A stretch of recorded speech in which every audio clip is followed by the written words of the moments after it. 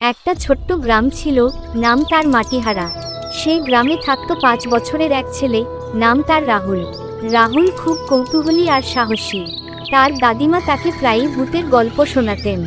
একদিন সন্ধ্যার পর রাহুল খেলার ছলে একা একা চলে গেল গ্রামের পাশে বটগাছটার দিকে, যেটা সবাই বলে ভূতের গাছ। গাছটার নিচে গিয়ে সে দেখল এক বুড়ো লোক সাদা ধুতি পরে বসে আছে। দেখতে অদ্ভুত, চোখ দুটো জ্বলজ্বল করছে। রাহুল কিছুটা ভয় পেলেও সাহস করে জিজ্ঞেস করল, তুমি এখানে বসে আছো কেন? বুড়োটা মুচকি হেসে বলল, আমি এই গাছের রক্ষক, নাম আমার বুড়ো মদন। কেউ এই গাছের ক্ষতি করতে এলেই আমি তাকে ধমক দিই। রাহুল বলল, তুমি কি ভূত? বুড়ো মদন আবার হেসে বলল, হ্যাঁ, আমি ভূত, কিন্তু আমি খারাপ নই। আমি ভালো ভূত। আমার কাজ হলো গাছকে রক্ষা করা আর বাচ্চাদের পথ না হারাতে সাহায্য করা। রাহুল তখন বলল, তুমি কি আমাকে বাড়ি পৌঁছে দেবে? বুড়ো মদন বলল, চলো।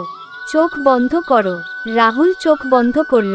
হঠাৎ সে দেখল সে আবার নিজের উঠোনে দাঁড়িয়ে। পরদিন সকালে রাহুল দাদিমাকে সব বলল।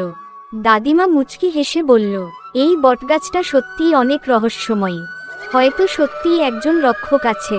তো বন্ধুরা, আমার আজকের গল্প এতটুকু। আমার নেক্সট ভিডিওটা থাকবে জলপরীকে নিয়ে, তাই সবাই আমার চ্যানেলটিকে সাবস্ক্রাইব করবেন। ধন্যবাদ।